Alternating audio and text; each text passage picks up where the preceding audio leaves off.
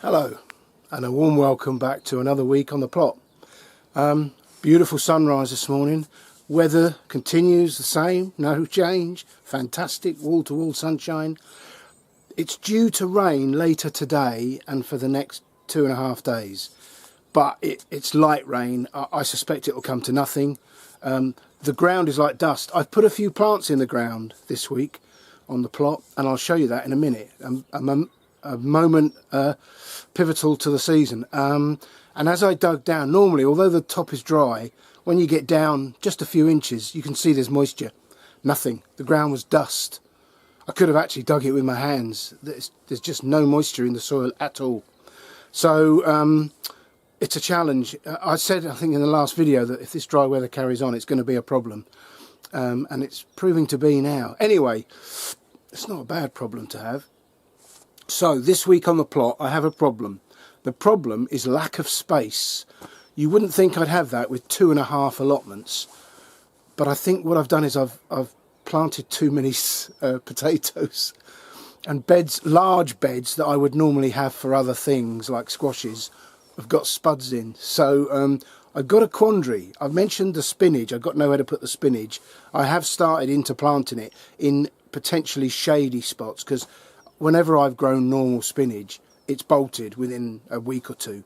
But yeah, the big thing here now this week is tomatoes. My outside tomatoes have gone out. I've got a bit more to do, but that's a big moment. I always go too early. I went at the beginning of May last year, got away with it. I think I'll get away with it this year, but you know, don't want to count my chickens. So yeah, welcome along. There's a lot of good stuff going on the plot. I want to be positive. The house thing is on hold because the solicitor's gone away on her holidays for 2 weeks. How very thoughtful of her, having a private life. Yeah, so that's not happening. If it happens, it'll happen in June now, if it happens at all. Anyway, I've put that to the back of my mind. It's of no consequence at the moment. It's not happening. Thank God for the allotment, because without that I'd have gone bloody mad. So let's have a look round at what's good. Well, we've got to start with the sunrise. It's a perfectly still, beautiful morning. I've got a day ahead of me on the plot. Sunrise was 5:25, which is about now. It's just spectacular.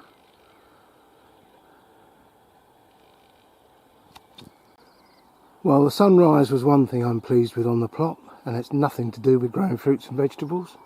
And here's the second. This arch. It's never looked more beautiful. Again, nothing to do with growing fruits and vegetables, but as we all know, there's no reason why an allotment shouldn't be incredibly productive and beautiful. And I put a lot of effort into that. So I'm very pleased with the arch. It's looking fantastic, and it's a lovely mix of the red rose and the white flowers of the blackberries. Absolutely love it. And as the saying goes, I don't want to count my chickens, but the peas are looking beautiful. They're growing at pace. Every time I come up here, if I haven't been up here for 2 or 3 days, when I get here, it's really noticeable that the peas are growing almost visibly. Fantastic. Here's what I mean about having taken up a lot of ground with potatoes. So I've made an attempt to earth these potatoes up this week, but the ground is like cement. I have a Chillington hoe, and that's a pretty meaty bit of kit. It's still struggled, and it's digging up the soil in whacking great clods. Anyway, you know, can't help that, but yeah, the potatoes, 3 of these 4 beds are taken up with potatoes, not to mention the 20 30-litre pots I've got. We're not going to go short of spuds this year unless the slugs eat them all. The rhubarb I like.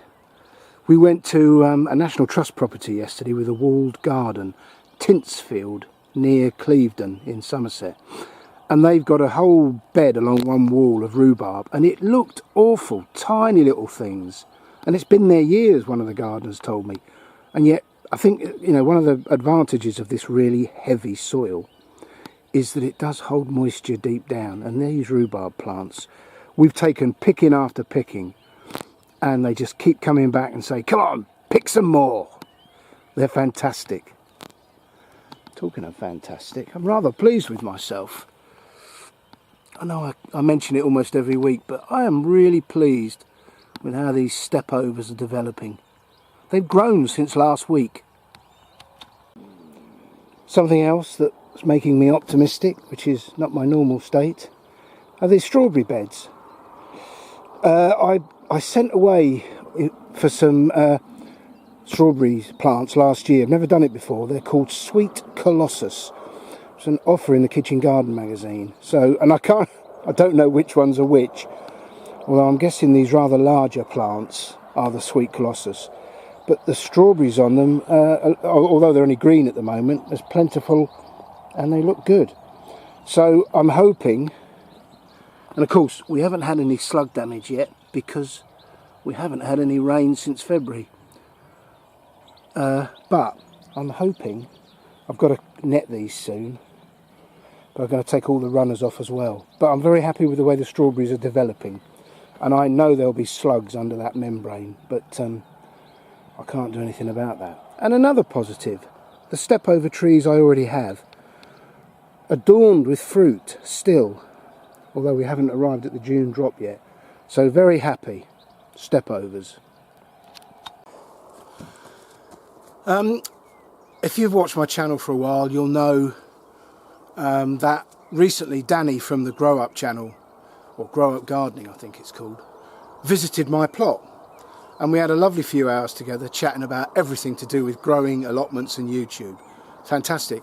And he invited me to his plot, which is fairly close to where I am. So this weekend gone, I think it was Bank Holiday Monday, I went up to his plot and spent a few hours on his plot and the site in general. What a fantastic time. I mean, you won't be surprised to hear it's a lovely plot. I mean, that polytunnel and the way he works it is just something to behold. I love what I do, and and I'm getting quite good at it, dare I say. But to go to visit somebody else who does it in a completely different way, very competently, not only competently but beautifully, was a real joy. And his site was lovely. This is a private site, privately owned, and we have no communal life here at all. People are very, very shy about. I mean, very few of these people ever come over to my plot and say hello. Very few. That's just the way it is. That's modern life. But on his site, there was a real feeling of community. It was a joy to behold. Anyway, I'm rambling. Let's go and have a look at a few clips. He allowed me to get my camera out and mooch about, and we had a walk around the site. It was an absolute joy. Everyone we met was lovely. He knows everybody. That's not a surprise, is it? They all know him. Yeah, it was fantastic. So here's a few clips. Well, here I am at Danny's plot. He's just gone for a knife to cut the cake I brought. And this is a plant factory. For someone with an allotment, it's blimmin' heaven. Absolutely fascinating. Not a spare piece of surface anywhere. There's the man himself. Always fascinating to see how other people grow their fruits and vegetables. And it's a fascinating site. They've got a cafe, a shop. It's so different to the experience that I have on my site, which of course is privately owned. But yeah, it's an absolute joy to behold.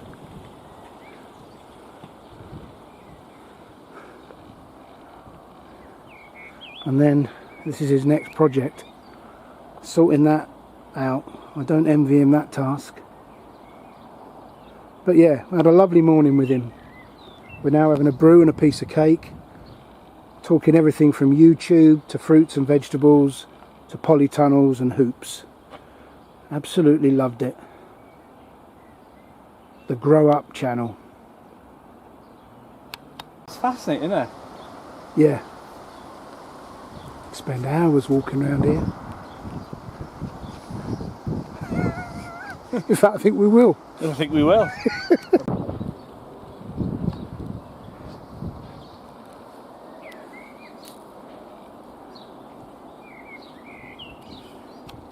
Yeah. And then this is Linda's plot. Ah, The Feel Good Garden. the Feel Good Garden. Yes, you can see there's a lady's touch there. Oh, absolutely. Lots of flowers and yeah. Lovely. I've never seen an allotment garden as beautiful as that. Yeah. Thanks, Mark. Yeah. If only it was yours. Yeah. This has definitely got a woman's touch. Isn't it lovely? It's just stunning. The Feel Good Garden Shed. Water system now, Matt. So you just basically turn it on. You can connect it to your phone as well. But if you want to manually water, you can connect it to your phone, Danny. Yeah, no, you press it once and it sprays the tops. Ah, look at that! Yeah. It will automatically water all the crops all the way around. Oh yeah. I am getting wet. That's brilliant. And then if I hold it down twice, it'll water the bottom beds ready for the tomatoes. Ah, I see. And then I turn these off then when it's tomato season, so I don't have to have the sprayers then. It's like being at Kew Gardens glass house. Yeah, it's solar powered. It collects all the water from the rain in tanks outside. So, yeah. It's the perfect system. You're not bringing anything in or taking anything out. That's it. Exactly. It looks after itself. Fantastic. Yeah. Thanks for that.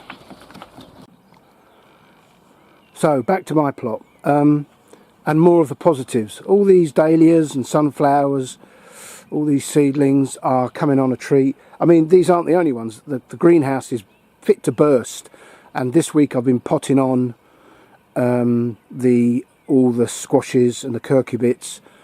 Everything's doing very well in the greenhouse at home, and the major thing this week is I've now sown my beans. So runner beans, borlotti beans, and Danny gave me, now what are they? They're Gigantes butter beans. He gave me a jar of seeds of those, and I've sown those. I'm really looking forward. That's another, see, when you get together with other plotters, they have other things and they do things differently, and it broadens your knowledge. It's something we should all do more of. I mean, lots of people do. There's quite a community, but I've not really been a part of that. But it was an absolute joy, and I've got something from it. Not just from how he does his growing, but some butterbean seedlings. So thank you very much, Danny. They're now in soil, and I'm hoping for the best. But I'm enjoying all these seedlings. As I said last week, I have no idea where I'm putting any of this. It is a bit of a problem. Another real positive this season has been the asparagus. It's the first year I've really cropped. Last year was the third or fourth year it had been in the ground, and I took a few pickings, but we went away in the caravan at the wrong time for the asparagus. When we got back, it was all, 4 or 5 feet high and flowering. But this year, because we're not going anywhere, because we thought we were moving house, it does mean that we've been able to pick the asparagus, and we've got a real nice picking for dinner today. We picked it yesterday, and it's in the fridge at home. I know it's not ideal, but that's where it is. And yeah, so the asparagus has been fantastic. One of the positives of the dry weather is the lack of slugs. And of course, we know it's to come. When the rain finally does arrive, and it will with a vengeance, the slugs will be out en masse, and they will do terrible damage. But in the meantime, it does give my brassicas and other things a chance to get away and become bigger, more adult plants that can survive the slugs. And this Enviromesh does mean it keeps all the caterpillars and pigeons and everything else off. And all my brassicas so far are looking good. Well, this marks a significant moment in the allotment year. And as always, I've gone way too early. But I've planted up some of my outdoor tomatoes. These are a variety called Crimson Plum. So they're blight resistant because they've got the name Crimson. And they're plum because we use a lot of tomatoes in cooking, apparently. So I'm told. So I've found the Crimson varieties to be very reliable outdoors. They were hardened off for a week during the days. The days were lovely and warm. They have had a cold night. I think it got down to about 6 or 7 degrees. So there is a little bit of, well, they don't look that well, but the tops are green on most of them. And they've got 2 choices, haven't they? So yeah, they're all in. I have more to go. A variety called Roma, which I've grown outdoors before and did very well. We shall see. Every year's different. And along with outdoor tomatoes being planted, I have now planted up these 4 raised beds down the edge of the plot, each with a courgette plant. Varieties called All Green Bush, which I like because it doesn't trail, as the name suggests, and a yellow variety called Soleil that I've grown 2 previous years. And those 2 varieties do very well for me. These plants are now in, but I have spares in the greenhouse should the coming rain produce the slugs I suspect and the damage I would expect. We'll see, but it's a significant moment. And I've got another tray up on the picnic table to put in today.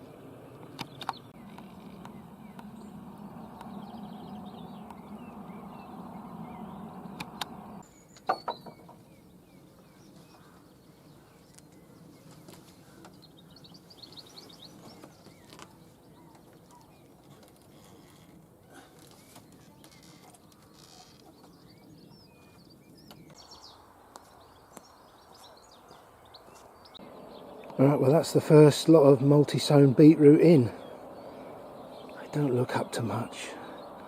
If we get slugs in the next couple of days, they may not last, but I do have another tray just behind them, and then I sowed another tray yesterday, so it's absolutely critical to always have spares. Whatever you're sowing, make sure you've got more than you need.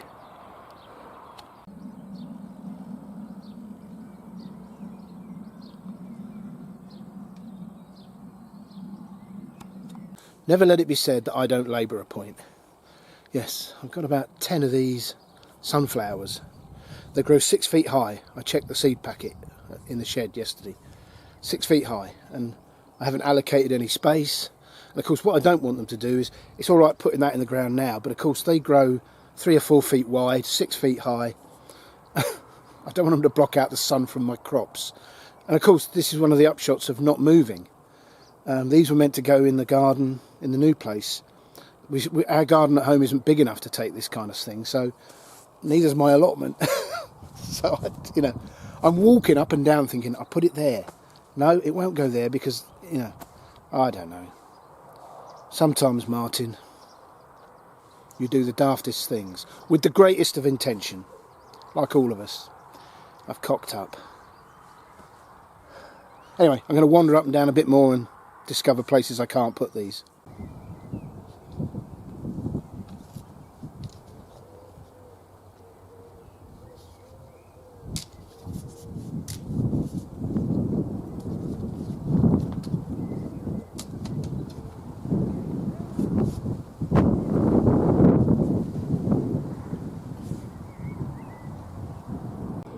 Well, that's another job ticked off the list. That's the whole bed of crimson plum and Roma, all being grown for sauces and soups. Lovely. Brew time.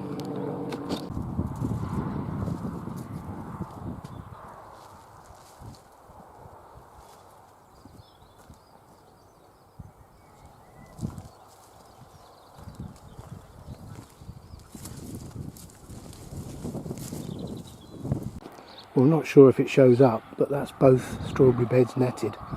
So in theory, all those strawberries should be ours, not the birds. Just an update on the neighbour's plot. There's me saying he doesn't grow anything, and he's planted some, I don't know whether they're pumpkins or butternuts or what, but they're not going to come to anything. They're just not strong enough when he puts them in the ground, but can't knock his effort. He did the same last year in September.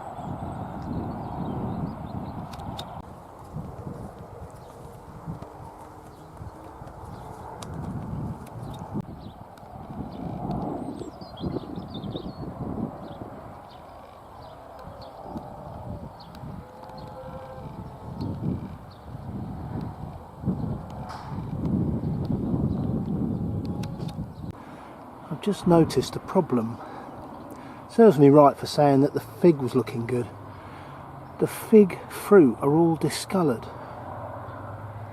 Looks like they're all going to drop off.